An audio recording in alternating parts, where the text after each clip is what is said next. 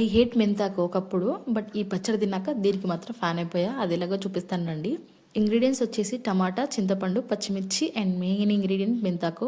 మట్టి ఎక్కువ ఉంటుంది కాబట్టి 2-3 టైమ్స్ వాష్ చేసి పెట్టేసుకోండి.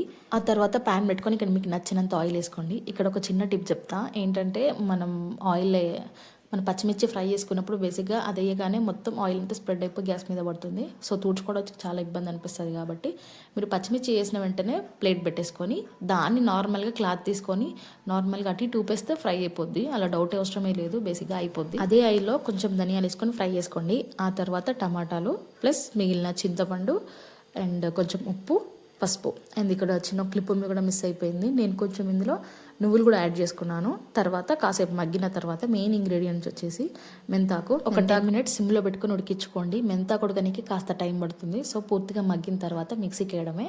అండ్ మీకు నచ్చితే తాలింపు వేసుకోండి, లేకపోతే లేదు. తాలింపు వేయకుండా కూడా చాలా బాగుంటుంది, బట్ నేను వేసుకున్నాను. ఒకప్పుడు మెంతికూర వేసినప్పుడు మా బాయ్కి అస్సలు తినలేదు, బట్ ఇప్పుడు ఇష్టంగా తిన్నాడు. నాకు కూడా చాలా బాగా నచ్చింది. మీకు కూడా ట్రై చేయండి అండ్ వెళ్ళే ముందు ఫాలో చేసుకొని వెళ్ళండి.